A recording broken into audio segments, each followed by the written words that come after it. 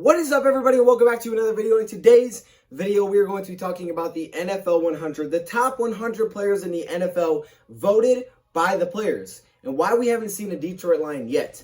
Let's get it started. Welcome in, everybody, to another video. Glad you guys are here, and this one is going to be pretty fun, okay? You guys are going to enjoy this one. But before we get into it, obviously, we have to read the comment of the day. I was going to spin around, but I couldn't because it... You know what I mean? So let's go over, okay, so here we go. Here's the comment of the day. It says, ever since I discovered your videos, it's helped me to more specifically know more of the Lions roster and prospects. I really enjoy your vids. Keep it up. Now, this is from Orange Grape. Shout out to Orange Grape. I had to put his on here because Orange Grape has been supporting for a while now. He is awesome. And also, I decided to draw an orange grape. However, I don't have orange, so I just drew grape.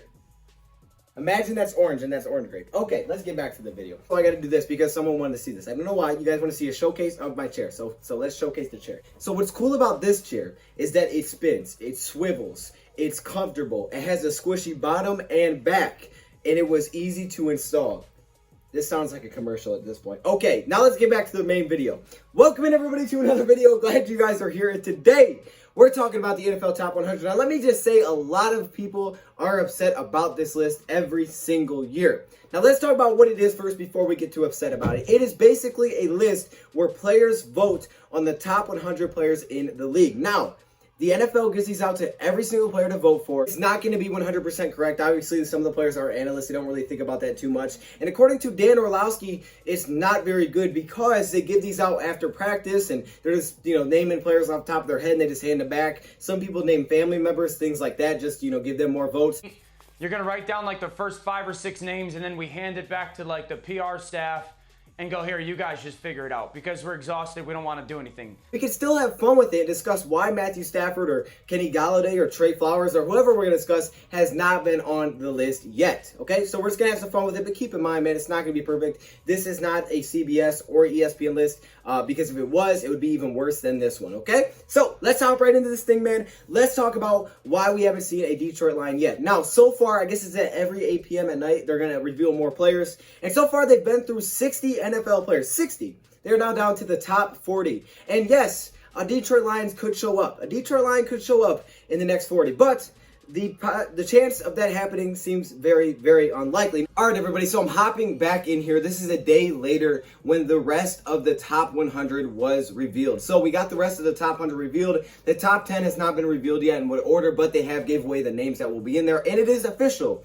There are no Detroit Lions on this list. Before we get into it, I'm going to show you a couple of clips from Dan Orlowski, and we're going to just kind of go with what he's going. So Dan Orlowski on ESPN today was talking about the top 100 list and why Carson Wentz wasn't on the list. Again, there are still 40 players to reveal, so we're not sure. But again, it's kind of assumed that he's not going to be on the list. So assuming Carson Wentz is not going to be on the list, Dan Orlowski talked about Carson Wentz not being here, and let's just say he was kind of heated. He brought up the fact that Carson Wentz was just ranked number 3 on this list, and all of a sudden he's not even on the list, and that his numbers got even better.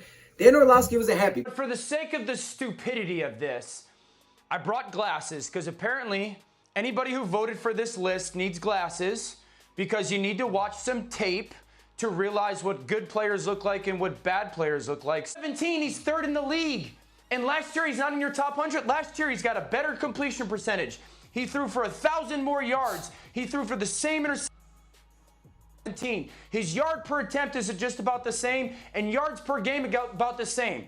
How can a guy go from 3rd to not in your top 100 when he did more last year than he did the previous 2 years when you ranked him at 3rd? It doesn't make any sense. So yes, as you can see, Dan Orlowski was not very happy about this list either. Just like many people don't love this. But again, we have to take it for what it is. But we can still have fun with it. We can still have fun with it and still discuss why this is not a very good list and why we need to see a Detroit Lion hopefully soon. Okay, so let's talk about it. So what Lion should be on this list? Well, initially, what comes to mind when you think of a Lion that could be on the top 100 list? Obviously, Matthew Stafford, Kenny Gallady. Some people think of Trey Flowers and even Frank Ragnow. I would say those are the guys. Maybe Jamie Collins could be on here, but no Detroit Lion has shown up yet. The only guy close would be former Detroit Lion, which I guess you could say is technically a Lion because he hasn't played with the Eagles yet. So you could say technically Darius Slay is the Lion on this list, but he's not a Lion anymore. But I guess he was, so I don't know, look at that however you want to. One video series we have been doing recently with Will Harris, Austin Bryant, Monty, if you guys haven't seen those videos, make sure you go check them out,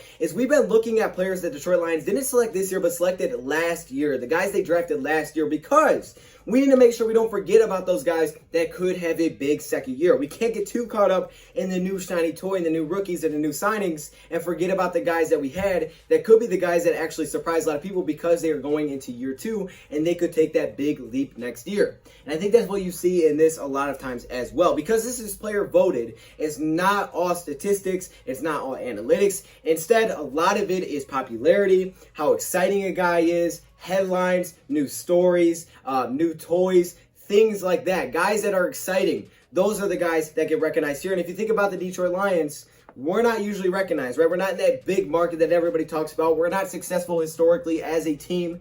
So it's really hard to get recognized. Many people think Matt Patricia's bad and Bob Quinn's terrible. So how in the world are they going to give any love to our players? But that shouldn't have anything to do with it, because this is a list on the top 100 players, not the top 100 organizations. It's a list on the top 100 players. So that should have nothing to do with it. We should simply look at the player and his talent and say, okay, is this guy a top 100 NFL player? This is what happened, because he's not new. He's not the new fad. It's like Greeny, when you go to a barbecue nowadays and everyone's like, here, come try this amazing finger food. It's great. And you look at it, you're like, wait, it's feta cheese, watermelon, and mint. Just give me pigs in a blanket. That is how this list should go. And maybe we'll try to make our own. I don't know. We'll see. Anyways, let's talk about it though. So Matthew Stafford is the guy that comes to mind initially for me, of the guy that to me should be on this list. See, when I think about Matthew Stafford, I think Matthew Stafford is the best player on the line. Some people will say Kenny Gallady, and we'll talk about him a little bit too. One thing that Dan Orlowski used in his argument was looking at Carson Wentz's previous years, right? How he was ranked number 3, and now all of a sudden he's unranked. How in the world does that happen if you put up better numbers? So I thought, well, let's just do that with Matthew Stafford first. Let's see what Matthew Stafford's stats look like. So I went back to look at the years that Matthew Stafford was ranked in the top 100. He was actually ranked there a lot of times. 2012, 2013, 2014, 2017, and 2018. But keep in mind, those years are after the year. So for example, 2012 would be the 11th season because it's heading into next year. So this is the 2020 top 100 players. Okay, keep that in mind. It's the year before the year that we're talking about. Oh, he's been on here a pretty good amount of times. And if you look at those years, he's put up some pretty good numbers in those years. But one thing I want to point out that I think is just hilarious, the 2011 season, he's got the 2012 season, and he's even got the 2013 season, but he doesn't have the 2014 season. Now you're probably, well, why is that funny? Well, because the 2014 season is the year that he made the Pro Bowl. What in the world is going on here? The one time Matthew Stafford makes the Pro Bowl, players don't even vote him as a top 100 player. You know what I mean? Like, how inconsistent could this be? But let's do it. Let's compare Matthew Stafford's stats from this season to these other years that he was in it. Now, the thing with Matthew Stafford is this, okay? He had to deal with an injury. And some people are already saying, well, hold up, he's not going to be on there because he had an injury, which I can get why you would say that because he's probably easily forgotten. I think that's fair to a point. But I also have to let you guys know that there are players on this list that have injuries and that missed games last year.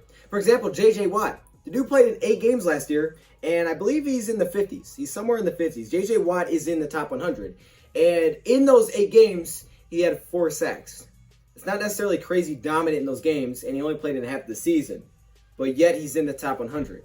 Okay, so injuries, yes, they can play a factor, but we've seen guys with injuries get in here. So I can't just use that as a complete excuse. Let's look at these years that Matthew Stafford was in the top 100. 2011, where he put up 41 touchdowns to 16 interceptions, over 5,000 passing yards, and a 97.2 rating. Not even to argue, clearly should have been in that year. Matthew Stafford's stats last season, 19 touchdowns to 5 interceptions, 2,499 yards, and a 106 rating in only 8 games. Now, we have to double this just to kind of make it relevant with these other numbers, just so you can kind of get a feeling. So we have to kind of average this out for the whole season. So based on averages, if he would have played in all of his games like he did in 2011, he would have had 38 touchdowns, 10 interceptions, 4,998 yards, and a 106 rating. So his stats would have been better. He would have had 3 less touchdowns. He would have had 6 less interceptions, though. He would have had about 40 less yards and a higher pass rating. So 2011 clearly deserves to be on there, and that year he was ranked number 41. Okay, so Matthew Stafford would have came in by now, but number 41. Okay, so we could still see Matthew Stafford, so maybe some reason for hope.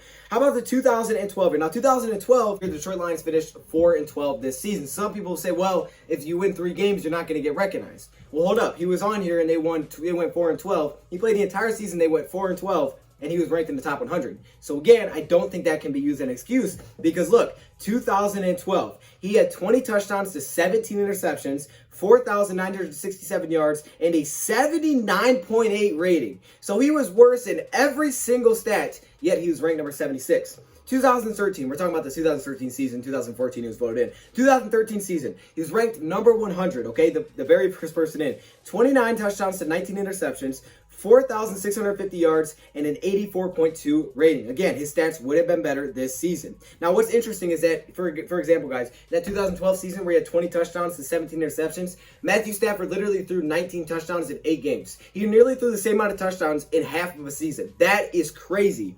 That is crazy, and he may not be in this year's top 100. Now, let's hop to his next appearance. 2016, when Detroit Lions were back in the playoffs for the 2017 year he was put in. He was ranked number 31, where he had 24 touchdowns and 10 interceptions, 4,327 yards, and a 93.3 rating. Again, his stats by averages would have been way better. 14 more touchdowns, about 600 more yards, a higher pass rating, and the same amount of interceptions. And then finally, the last time he was in the top 100 came in 2017, where he was again ranked number 31, 29 touchdowns to 10 interceptions, good stats, 4,466 passing yards, and a 99.3 rating. Obviously, that one should be in there. So when you look at this, you can see by averages, Matthew Stafford's stats would have been better than pretty much all of these other stats that we've looked at.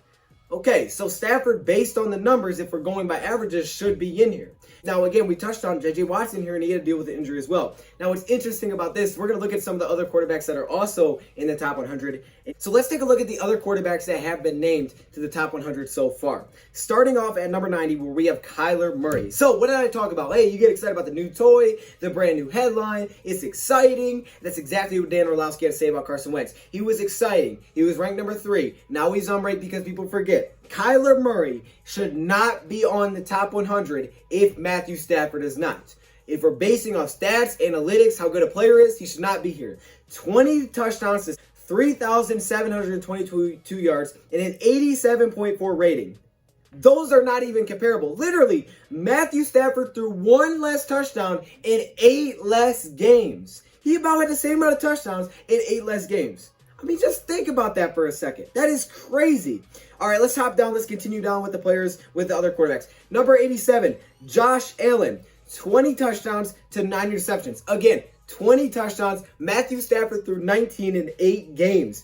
3,089 yards. Barely over 3,000 yards and an 85.3 rating. Why is he on here if Stafford's not? Let's continue to go down. Number 68, Ryan Tannehill. Now, I'm not going to get into this one too much. I think, you could argue Matthew Stafford should be here, Tannehill should be here. It doesn't matter. Tannehill, I think, deserves to be in the top 100. His numbers really good, very efficient, played his best season, and he led the Titans to a really good postseason run. So, he should be here. All right, I have no problems with that at all. Just for stats, 22 touchdowns to 6 interceptions, 2,742 yards, and a 117.5 rating, which is like a record or something. But he didn't play in all games. He only played in 12 games. So that's why his number's a little lower. But still, I think he's fine to be on here. 58, we have Kirk Cousins. Now, I know you can ask any single Minnesota Vikings fan, all right?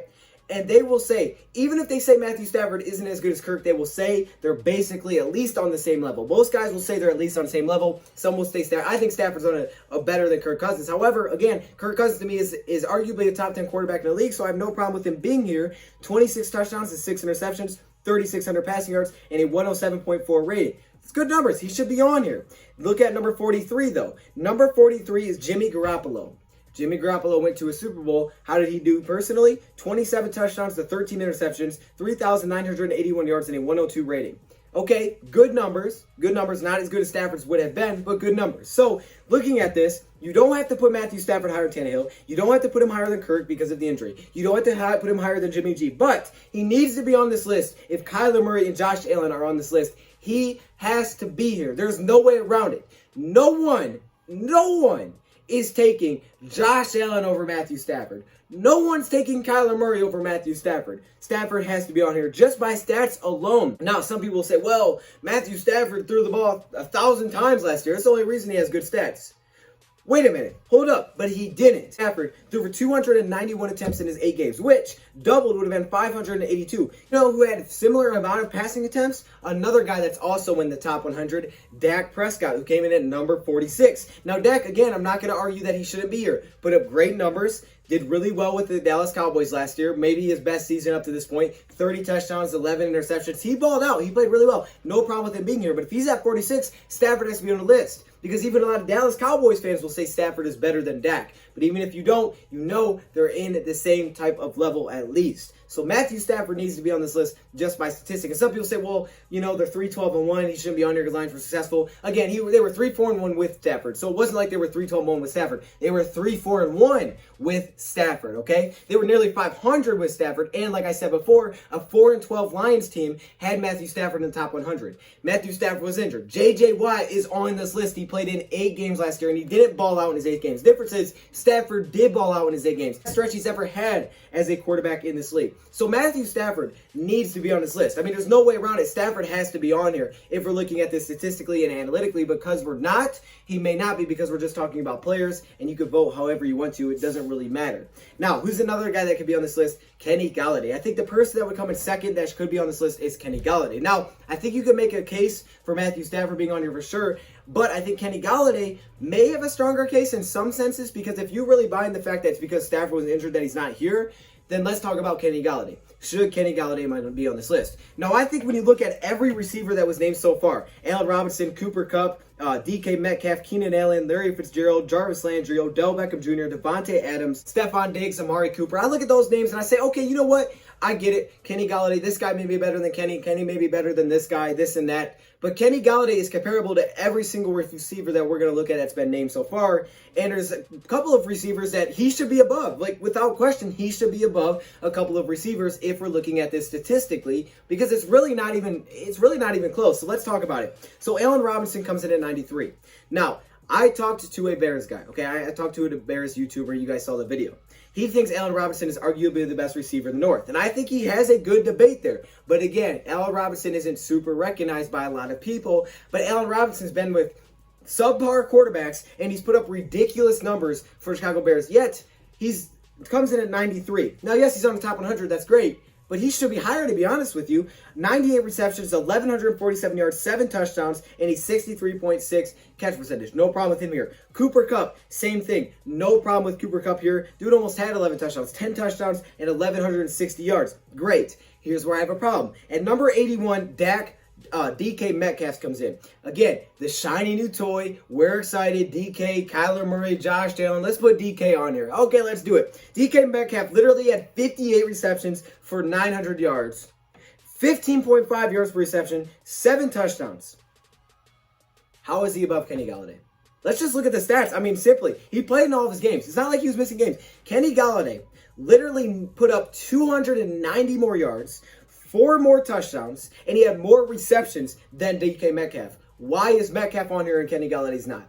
Kenny Gallady should be above DK Metcalf. Now let's continue to go down. Keenan Allen's on here. I'd love the respect for Keenan. He is a beast. He deserves more respect. But here's where I have a problem. Once again, Larry Fitzgerald coming in at 69. Look, I love Larry Fitzgerald as much as next. He's a beast. The dude is an absolute NFL legend. But for 2020, Larry Fitzgerald, he could be on this list. He can't be above Kenny Gallady. It doesn't make sense. 75 receptions, 804 yards, 10.7 yards per reception, and 4 touchdowns.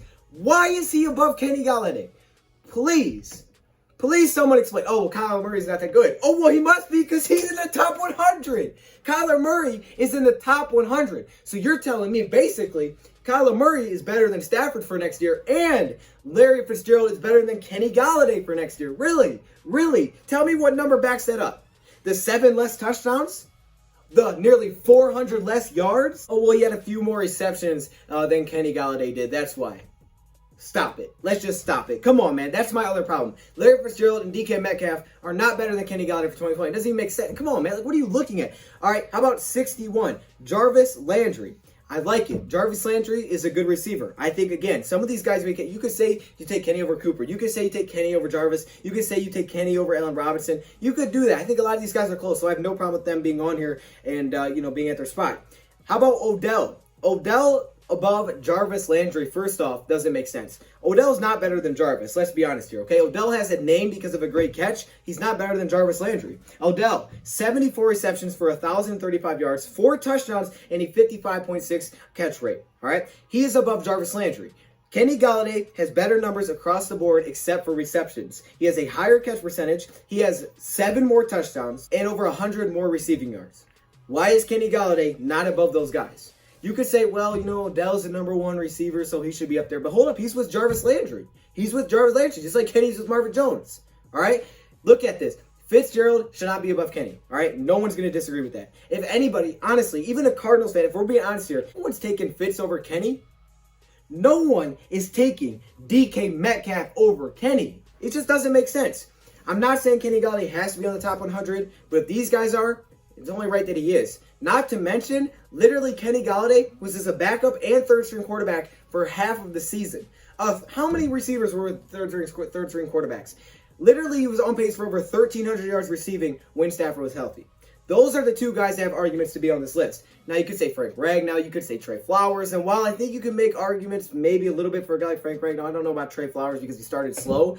Those 2 guys have a legit argument to be on this list, and they should be on this list. We'll see if they come in the top 40. I have no idea if they will. I'm assuming they won't, but if they do, I respect it. Now, I do want to put this little part in there because I just want to talk about the other quarterbacks that we see show up and what order these quarterbacks are in, and then talk about whether or not Matthew Stafford could be in a category with these quarterbacks that show up here. So, coming in at number 20, we have Deshaun Watson. Deshaun Watson comes in at number 20. Okay, now Deshaun Watson had a worse season last year than he did the year before statistically, yet he bounced up 31 spots. 31 spots. And then there again, you see the weird inconsistencies. Why this is a statistics, analytics type of list. This wouldn't make any sense because he literally jumped up 31 spots and he had a worse season, kind of like the Carson Wentz situation where Dan Orlowski said he had a better season and he fell off the entire list. How does that happen? Same type of thing here with Deshaun Watson. Now, Deshaun Watson is super dynamic, one of the most dynamic quarterbacks in the league, and their team was very successful last season. So that's definitely huge, okay? We talk about team success. It's not a quarterback stat.